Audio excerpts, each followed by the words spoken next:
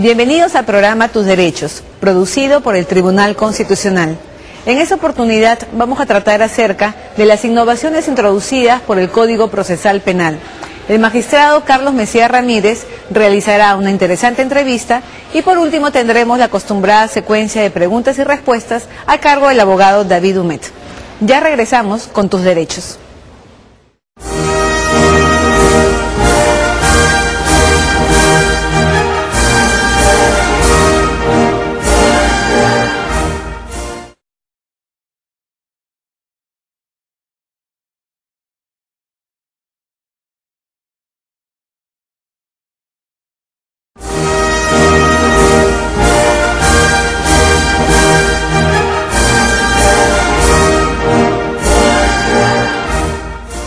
Regresamos con Tus Derechos, programa producido por el Tribunal Constitucional. En esta oportunidad vamos a analizar las principales innovaciones introducidas por el Código Procesal Penal, aprobado mediante el Decreto Legislativo 957. Este código se está implementando paulatinamente en el país. Así tenemos en el Distrito Judicial de Huaura, La Libertad, Arequipa, Moquegua y Tacna. Para tratar ese tema contamos con la participación de dos destacados juristas, el doctor Arsenio Oré Guardia, profesor de Derecho Procesal Penal de la Pontificia Universidad Católica del Perú y presidente del Instituto de Ciencia Procesal Penal. Asimismo, contamos con la presencia del doctor Mario Moretti Pachas, profesor de Derecho Procesal Penal de la Universidad Nacional Mayor de San Marcos. A ambos les agradecemos su presencia acá en el programa. Doctor Oré, ¿cuáles considera usted que son las principales innovaciones introducidas con el Código Procesal Penal? Muy buenos días. En primer lugar, mis agradecimientos por esta invitación. Y las principales modificaciones que contiene este código yo diría que son las siguientes. Incorpora como medio de solución de los procesos penales la oralidad, la audiencia, contrastando con el sistema vigente, que es un sistema escrito. Esto tiene una radical importancia, porque cuando los jueces y los órganos de investigación, como el fiscal, la policía, resuelven los delitos, que son problemas y dramas humanos, a partir de los papeles, no tienen una idea clara de los hechos, de los protagonistas, de los motivos con que se ha cometido aparentemente el delito. De manera que la oralidad, como el instrumento natural en que los seres humanos resolvemos nuestros problemas y nuestras diferencias, se incorpora al proceso en forma de audiencias. Esto naturalmente implica la necesidad de desarrollar muchas habilidades que se desprenden de un sistema oral, si se tiene en cuenta que durante todos estos años, desde el siglo pasado, tenemos un sistema escrito. Ese es uno de los aspectos fundamentales. Yo diría que el otro aspecto fundamental es replantear el objetivo del proceso. Tradicionalmente, el objetivo del proceso siempre ha sido el castigo, la sanción, ¿no es cierto?, el proceso como una venganza. Y esta postura viene desde la Edad Media. Actualmente las sociedades contemporáneas se han dado cuenta que especialmente en delitos de mediana y baja lesividad es más importante componer el conflicto que sancionar. Y esto implica que se tiene que diseñar, como hace el Código Procesal, una serie de mecanismos en virtud de los cuales se simplifica el proceso, se satisface oportunamente las expectativas de la víctima por la reparación del daño, el sistema deja de tener un proceso más, teniendo en cuenta que la carga procesal histórica de nuestras investigaciones son incalculables e inmanejables, y además el imputado tiene realmente la oportunidad de resocializarse. Entonces, ese es otro aspecto que es fundamental en esta situación. De otro lado, también una modificación importante es la adaptación del Código Procesal Penal y del Código Penal a la Constitución de 1993. La Constitución del 93, así como la del año 79, establece una distribución de los roles entre fiscal, juez y defensa. Y lo natural es que el órgano de persecución del delito, el fiscal, investigue, la defensa se oponga a esa investigación cuando no ha existido o se ha, digamos, excluido la posibilidad de negociar la salida alternativa, y el juez resuelva. En nuestro sistema actual, el Código de Procedimientos Penales de 1940 establece que el juez dirige la instrucción, y entonces no existe una distribución adecuada de roles en que el juez tenga un papel neutral. Claro. Ese es un aspecto que implica la constitucionalización del proceso. Yo diría también que otro de los aspectos fundamentales de este nuevo Código Procesal Penal es su apuesta por la eficacia. ¿Qué implica eficacia? Resolver los problemas que se derivan del delito en un tiempo razonablemente breve, pero no resolverlo de cualquier manera, porque tampoco es una carrera, digamos, de distancia o temporalidad. Resolverlo, pero bien, dentro de la observancia de las garantías y a satisfacción de los sujetos procesales. ¿Quiénes son los sujetos procesales? El imputado, el agraviado y detrás de ellos, y como un ente muy importante, la sociedad. Porque nuestra Constitución establece en el artículo 44 que es deber fundamental del Estado la tutela de los derechos fundamentales, pero también la tutela de la paz y tranquilidad social. De manera que el proceso debe orientarse a cumplir esos fines. Ser eficaz para la satisfacción del agraviado, de la sociedad, que se ve menoscabada, digamos, en la lesión de bienes jurídicos, pero también ser eficiente en la observancia de los derechos que competen a los sujetos procesales, imputado, agraviado, tercero civil, etc. Gracias. Doctor Amoretti, el nuevo Código Procesal Penal, como bien nos ha explicado el doctor Oré, cambia los roles o asigna roles mucho más específicos ahora al fiscal y al juez. ¿Nos podría explicar usted con mayor detalle las funciones de ambos? Bueno, muy buenos días y mi agradecimiento por esta oportunidad de estar esta mañana con ustedes. Yo considero de que en cuanto a la función del juez, es tal como dice la Constitución desde el 79, es el encargado de administrar justicia. El fiscal es el órgano requirente, es el órgano que va a investigar y en su momento acusar, pero para los efectos de llegar a esta situación de una acusación, tiene que llevar adelante una serie de diligencias. Una serie de diligencias en las que, basado en el principio contradictorio o adversarial que tenemos con este nuevo Código Procesal Penal, el abogado defensor o la parte imputada van a contradecir todo lo que está sosteniendo el fiscal. Es decir, van a presentar su prueba de descargo, pero en igualdad de armas. Lo que no sucede en estos momentos en el actual código, en la aplicación del Código de Procedimientos Penales del 40, donde tenemos nosotros una superposición en cuanto a la presentación de pruebas de cargo.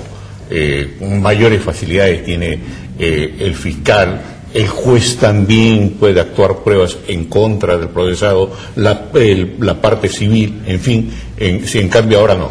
Conozco yo las pruebas con el nuevo Código Procesal Penal y las tengo que conocer de antemano, y basado en este conocimiento yo tengo la oportunidad de contradecir. He allí la oportunidad en la que tenemos nosotros, no solamente en lo que respecta a la preparación por parte del fiscal, sino también a la preparación por parte de la defensa, porque en realidad para poder contradecir las pruebas que le está imputando a un cliente el fiscal, pues tenemos que estar preparados para poder en su momento desvirtuar esas pruebas.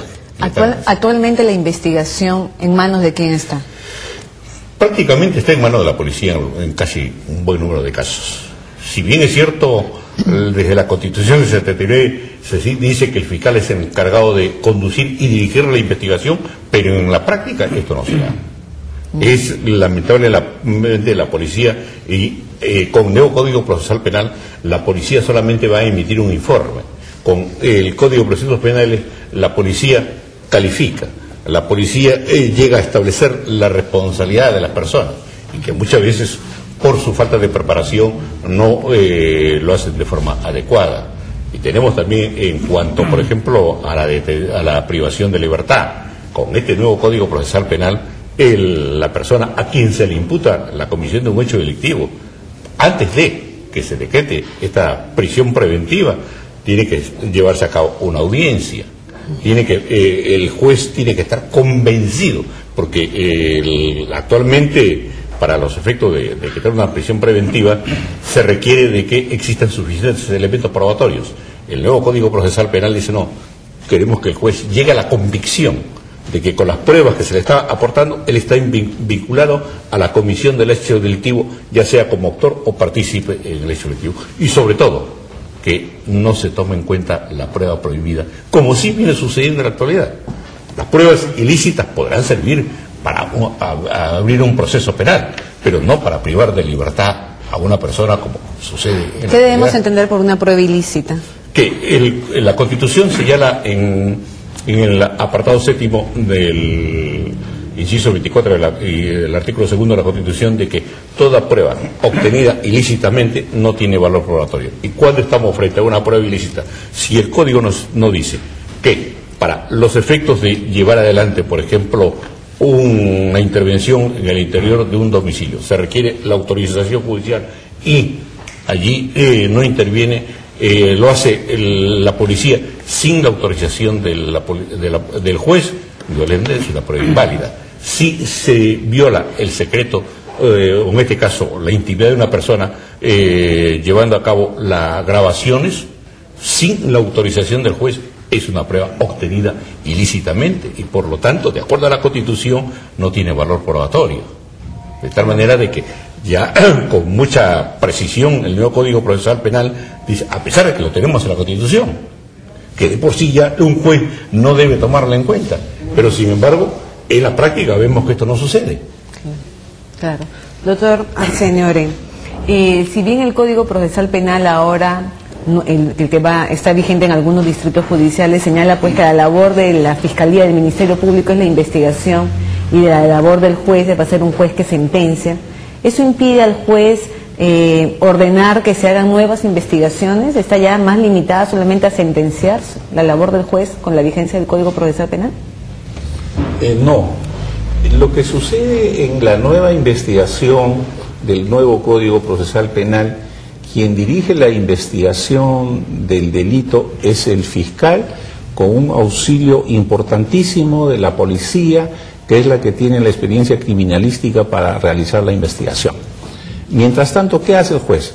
El juez de investigación preparatoria es realmente un juez de garantía, que es el único, no el fiscal, que es el único que puede disponer detenciones, medidas de coerción personal, medidas de coerción real, embargos, incautaciones, es el único que puede resolver medios de defensa y fundamentalmente, si un ciudadano, ya sea imputado o agraviado o tercero civil en una investigación preparatoria que realiza el fiscal, considera que sus derechos son atropellados, que el señor fiscal no está obrando conforme a la ley, tiene el derecho de recurrir ante el órgano jurisdiccional, que es el señor juez, en lo que se llama una audiencia de tutela.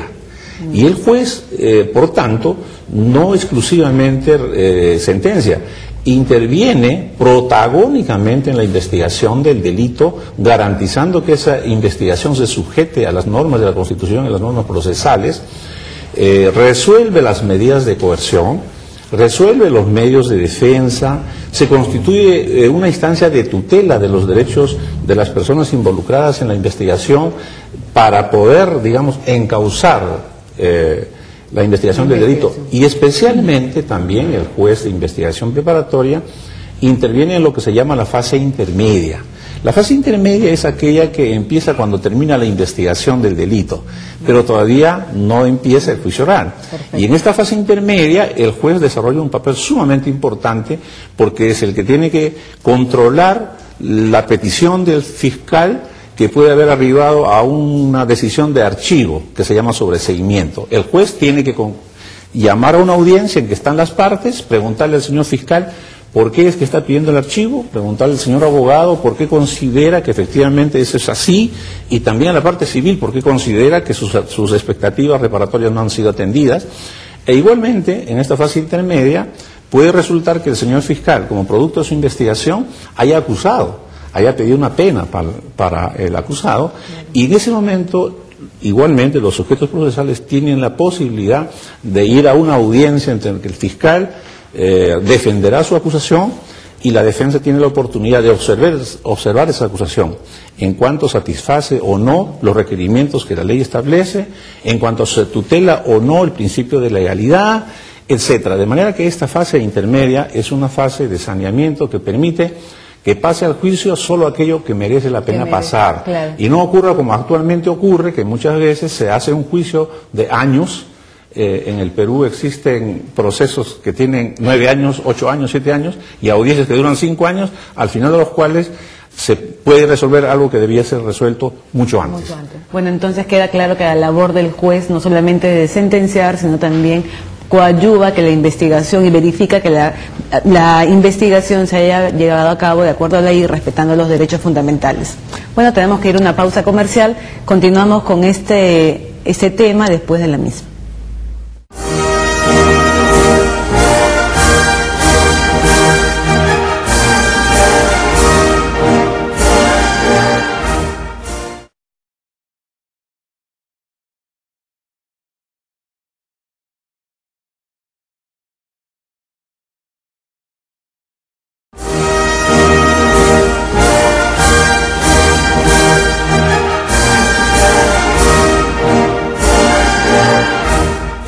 Continuamos con tus derechos. Antes de seguir analizando el tema de las innovaciones introducidas por el Código Procesal Penal, escuchemos lo que opina el público sobre este tema.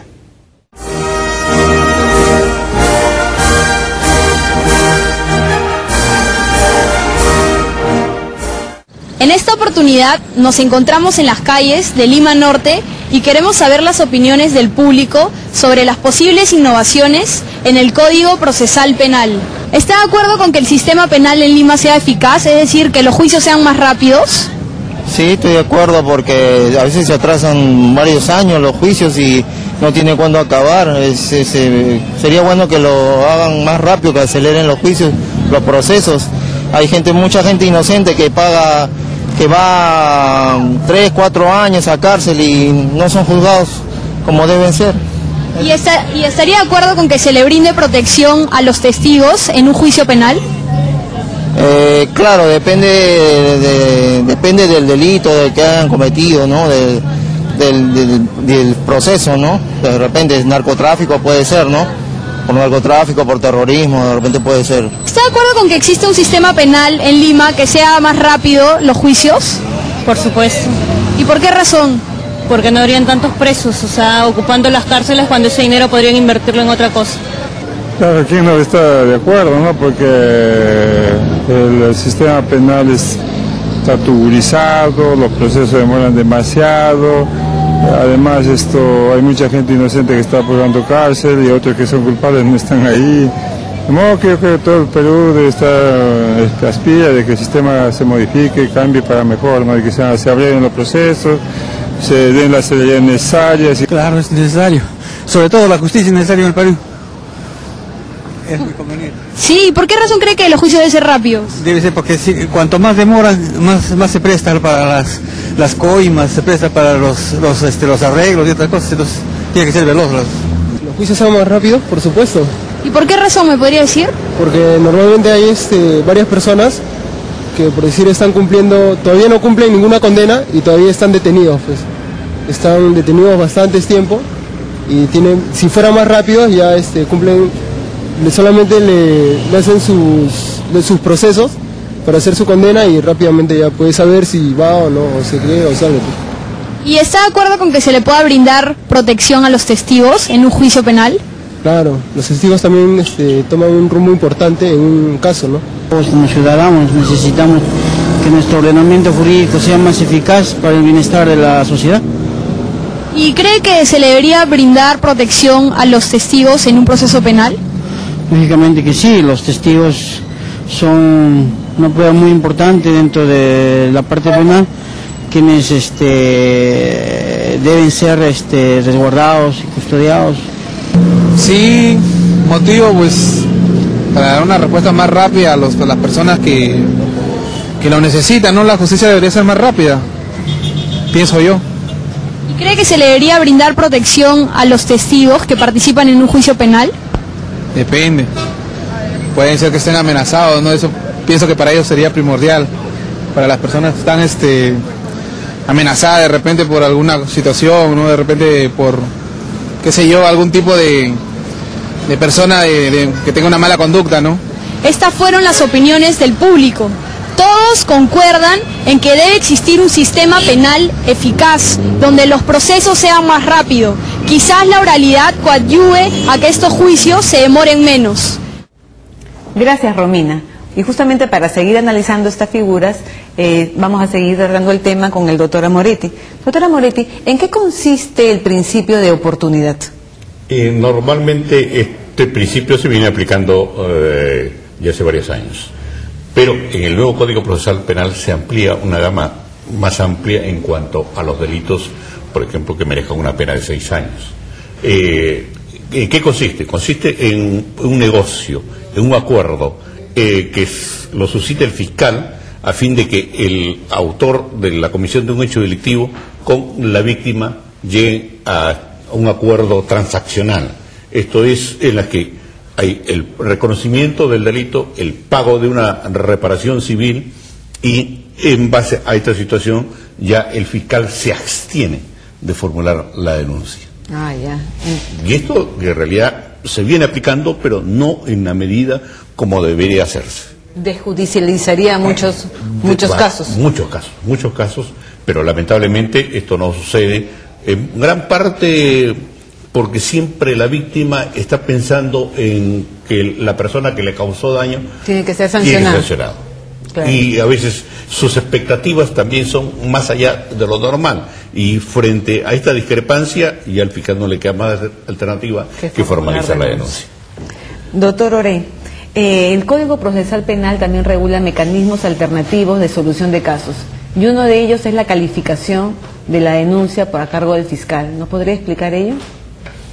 Bueno, ¿en qué consiste la calificación del señor fiscal respecto a la denuncia?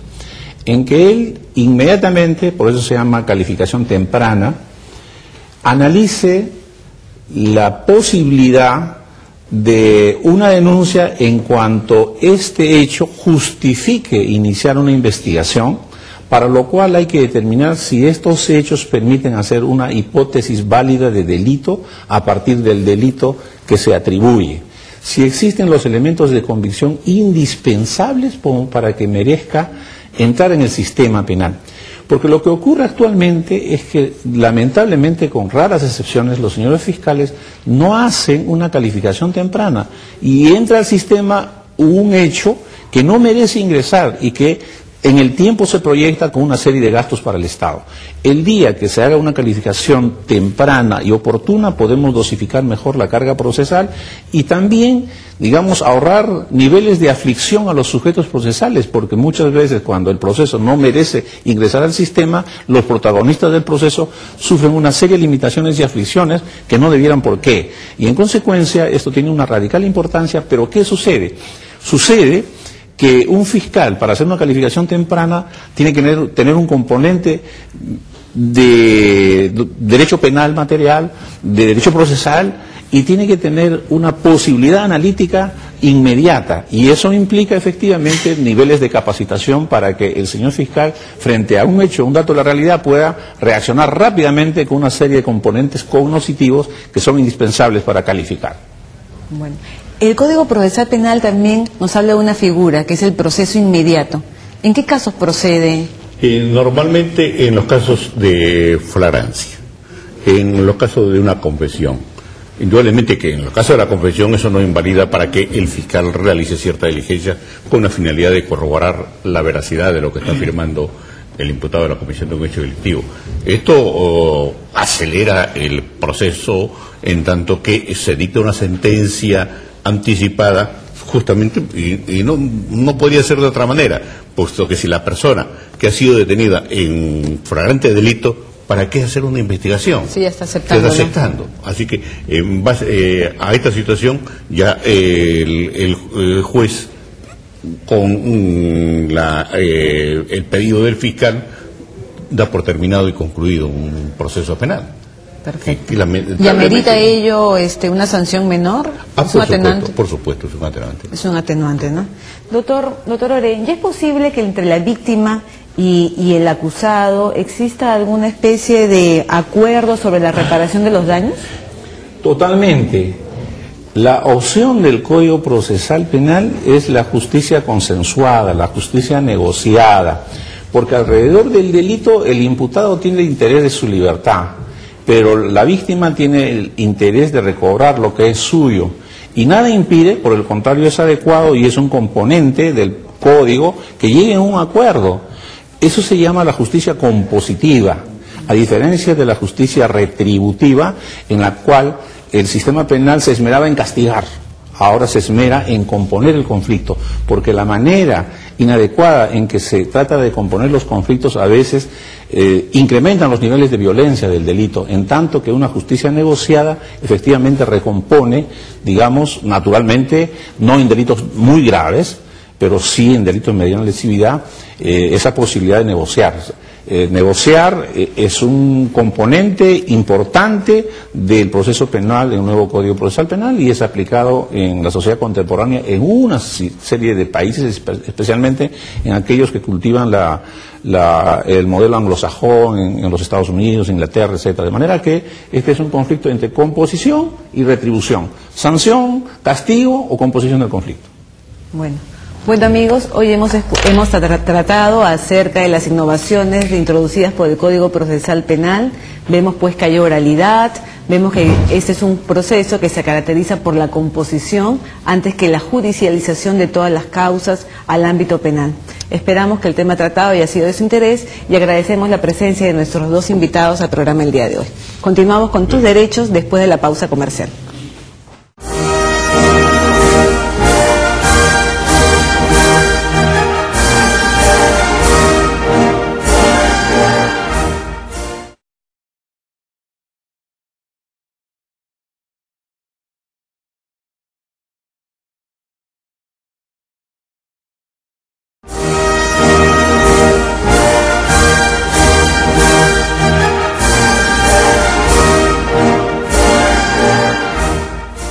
Bueno amigos, continuando con el programa Tus Derechos, en esta oportunidad vamos a entrevistar al abogado Horst Schönbohm, asesor principal de la Cooperación Técnica Alemana en el Perú. Bienvenido, doctor Schönbohm. Muchas gracias. Para que la ciudadanía conozca un poco más acerca de la labor de la GTZ acá en el Perú, ¿podría explicarnos cuáles son sus funciones, en qué programas está involucrado acá en el país? La GTZ, la Cooperación Técnica Alemana, es una agencia del gobierno alemán. O sea, recibe los fondos del mismo presupuesto del contribuyente alemán y está gastando esta plata. Nosotros estamos presentes en Latinoamérica, África, Asia y algunos países también de Europa del Este.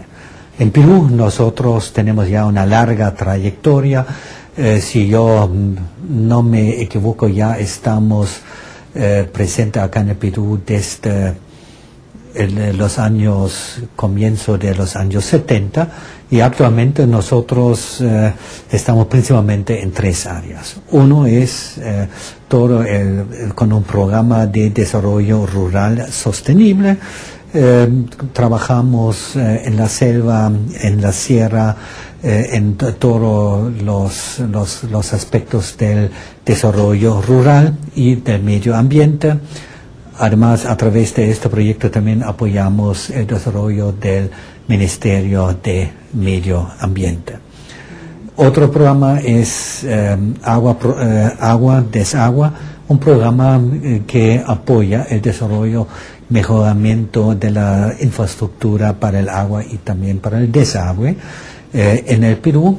Tercer programa es lo de la gobernabilidad, con cual nosotros estamos trabajando con una gran cantidad con un buen número de distintas instituciones, empezando por la presidencia del Consejo de Ministros, a través de la Contraloría de la República, General de la República, la Defensoría del Pueblo, y cercano, aún todavía independiente, pero cercano a este programa, tenemos el proyecto de apoyo a la reforma de la justicia y de la consolidación de la reforma procesal penal, un proyecto que se ha iniciado en medianos de 2003. Doctor, ¿cómo nace la idea de participar en el proceso de reforma de la justicia penal en el país? Bueno, yo creo que esta es una buena pregunta, es importante porque a mí me han preguntado en muchos países cuál es el interés del gobierno alemán y de la GTZ para intervenir y apoyar esos procesos de cambio. El gobierno alemán, a través del Ministerio de Cooperación Económica, tiene como unas de sus prioridades el apoyo a la protección de los derechos humanos y de las garantías constitucionales.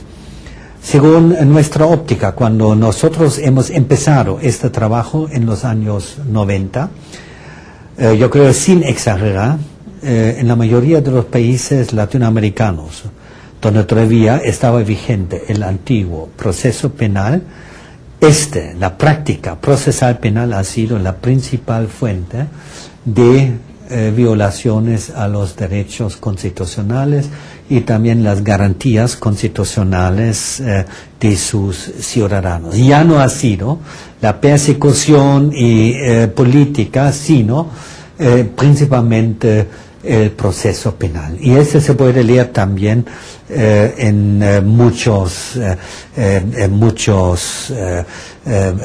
libros, en estudios, y yo creo también acá muchos abogados, jueces hasta del Tribunal Constitucional me han constatado esto. Y esto nos ha dado la idea entrar en primero, no en otro campo de derecho, sino en el campo del derecho procesal penal para apoyar un cambio de la realidad en los procesos y apoyar una mayor protección y realización de los derechos constitucionales y garantías constitucionales de los ciudadanos. Un gran jurista alemán una vez ha dicho que el proceso penal es el seismógrafo hasta qué punto el Estado o la sociedad toma en serio los derechos fundamentales y las garantías constitucionales. Y este es, en pocas palabras, ha sido la principal motivación por cual nosotros hemos entrado a este campo. ¿Y nos puede comentar acerca de las experiencias que han tenido en los procesos de reformas de otros países? Ya. Mire, yo todavía cuando yo trabajé para la Fundación Konrad Adenauer, representé la Fundación Konrad Adenauer e inicié un programa de Estado de Derecho. También ya como juez declarado en comisión para este trabajo. Participé en los procesos de Guatemala, Venezuela, después Ecuador, Colombia, Perú, Bolivia y Chile. Chile desde el inicio de la discusión. En todos estos países la situación ha sido muy similar, que después de haber regresado de una dictadura a una democracia, en primero reformaron sus constituciones. Instalaron también nuevos mecanismos de protección constitucional a través de tribunales constitucionales, etc. Pero se daban cuenta que se necesitaba también una protección de los derechos constitucionales en los procesos penales. Y se empezaron las discusiones sobre un nuevo proceso penal, que no es una copia del proceso penal anglosajón, norteamericano o continental europeo. Casi todas las leyes que reforman el proceso penal toman como punto de partida el Código Procesal Penal Modelo Iberoamericano, que se ha elaborado acá, en cual también ha participado el expresidente de Venezuela, de la Rúa, que es un gran procesalista penal. Este ha sido el punto de partida. Y en todos los procesos de reforma se puede observar, o se ha podido observar, que el punto central donde se decide si fracasa la reforma o tenga éxito. Esta es la fase de la implementación.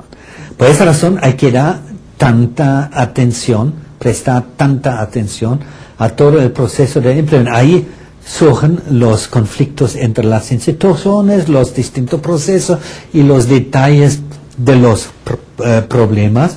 Por esa razón, nosotros en nuestros proyectos de apoyo en distintos países de la reforma nos hemos concentrado en dos áreas.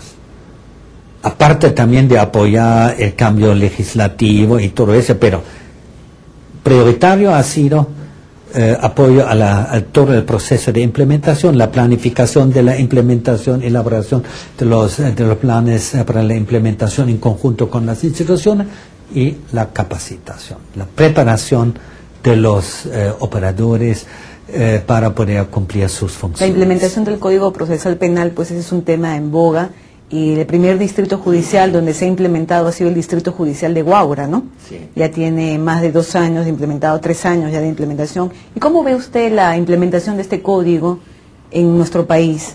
Hay un cambio radical que es la introducción del sistema acusatorio. Bueno, este cambio significa un gran reto para el Poder Judicial, la Fiscalía, la Defensa de Oficio, los abogados de libre ejercicio y también para policía, para que cada uno pueda cumplir sus nuevos roles en el nuevo Código Procesal Penal.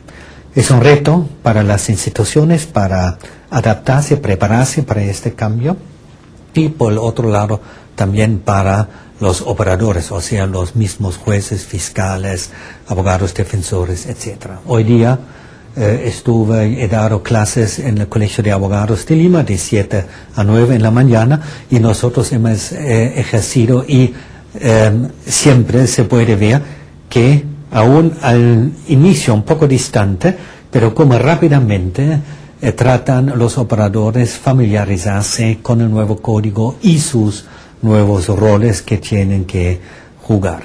Evaluando un poco la implementación en Huaura, ¿cómo ve usted que ha sido implementado? ¿Ha logrado los objetivos? ¿Ha satisfecho las expectativas? Yo creo que siempre hay que comparar cuál ha sido la situación anterior.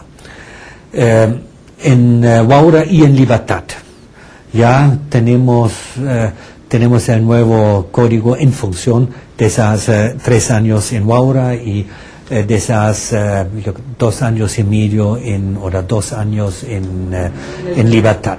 Entonces ahí ya se tiene datos firmes sobre los resultados. No quiero negar que todavía persisten problemas en la aplicación, pero yo creo no cabe ninguna duda que la situación actual, bajo la vigencia del nuevo código, se ha mejorado sustancialmente. ¿En qué? Primero, los procesos son mucho más transparentes, porque yo creo a través de los procesos el ciudadano común y corriente sí puede seguir el proceso de toma de decisión de un tribunal, porque en las audiencias, si hay audiencia, todo lo que se presenta es la base para después el fallo. Entonces el público hay una mediación entre el juez y las partes. Y el público tiene las mismas informaciones como los jueces, que tienen que tomar la decisión. A raíz de la publicidad en los juicios ahora, con la introducción del sistema acusatorio, ¿qué papel cree que tienen los medios de comunicación? ¿No mediatizan mucho? ¿Hay una influencia mediática en las decisiones de los jueces muchas veces? Bueno, eso depende, yo creo, principalmente de la independencia de los jueces. Yo mismo, en mi país, en Alemania, yo soy juez, yo soy magistrado, entonces yo conozco también este problema. Y yo creo en todos los países existe sobre ciertos casos de mucho interés público una cierta presión mediática a través de los artículos, a través de comentarios y todo esto. Y yo creo un juez debe tener la libertad y la independencia para no dejarse influenciar, o también reacciones hasta muy fuertes por parte de la población. Pero las audiencias solamente es una parte, yo creo. Un gran avance también es ahora que solamente un porcentaje bien reducido llega al juicio oral. Solamente los casos realmente necesarios, indispensables. El resto ya se termina durante la etapa preparatoria a través de un juicio de terminación anticipada, en cual ya sobre la base de un acuerdo entre fiscal y el imputado con el acuerdo del juez se puede terminar con una sentencia y ya la reparación civil acordada para la víctima, y en cual también puede participar la víctima. El promedio de la duración de los procesos ha bajado fuertemente en Huaura y en Libertad. Además, el porcentaje de los internos en las cárceles sin condena, o sea, con una detención preventiva, sin todavía la sentencia, ha bajado, se ha reducido considerablemente, y yo creo que esos son aspectos importantes y son ya logros importantes. Persisten problemas, pero si uno lo ve cómo se ha desarrollado en otros países, yo creo Perú no está mal, y las instituciones, Poder Judicial, como también la Fiscalía y la Defensa de Oficio, han realizado grandes esfuerzos para prepararse para el nuevo código. Se ha invertido en personal, se ha aumentado el personal, especialmente de la defensa, en el caso de la Defensa de Oficio y de los fiscales. O sea, la situación no está tan mal como muchas veces se puede leer. ¿Cómo ve usted el proceso de implementación de la futura aplicación del Código Procesal Penal en el Distrito Judicial de Lima? Bueno, Lima es, como muchos dicen, el monstruo, porque claro, el gran porcentaje por la carga procesal penal está acá, pero también es una oportunidad. ¿Por qué? Nosotros tenemos un espacio reducido en cual hay que implementar. En un distrito como por ejemplo Arequipa o en Trujillo, tenemos una vasta región con provincias muy lejanas en cual también hay que implementar. Y ahí no es tan fácil crear la infraestructura, las salas de audiencia, preparar a los operadores. Acá nosotros tenemos todo bien concentrado en Lima Norte, Lima y Callao, pero hay que empezar a tiempo con la capacitación. Segundo, hay que realizar a tiempo el relevamiento de la infraestructura para ver lo que se tiene que adaptar. Ya está funcionando desde hace algún tiempo una comisión para la implementación del nuevo Código Procesal Penal, Lima Norte, Callao y Lima, Corte Superior de Lima, y también con la participación de la Fiscalía, Policía y también de la Defensa de Oficio. O sea, un trabajo conjunto, ¿no?, de todas las instituciones involucradas. Claro, conjunto, porque en el fondo el resultado de cualquier proceso penal es el resultado de la interactuación de las acciones en conjunto de los jueces, fiscales, abogados, defensores, y en la etapa preparatoria también en la investigación de los policías. Bueno, doctor Chombo, agradecemos su participación en el programa, de habernos concedido esta entrevista y de habernos explicado los objetivos de la cooperación técnica alemana acá en el Perú y la ayuda que está dando el proceso de reforma de justicia penal en nuestro país. Bueno, amigos, continuamos con el programa después de la pausa comercial.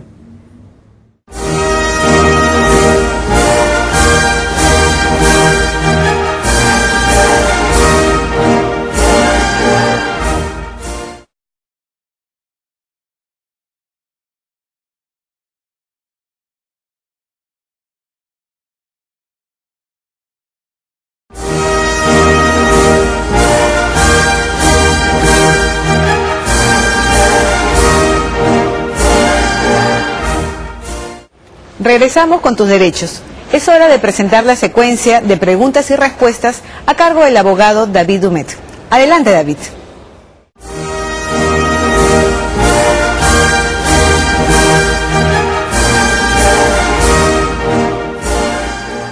Gracias, Gabriela. Otra vez nos encontramos en nuestra acostumbrada secuencia de preguntas y respuestas, donde justamente respondemos sus inquietudes recibidas en la calle a través de nuestras cámaras o en nuestro correo electrónico, relacionadas con los derechos fundamentales, la actividad y las funciones que desarrolla el Tribunal Constitucional y en general la Constitución Política del Estado.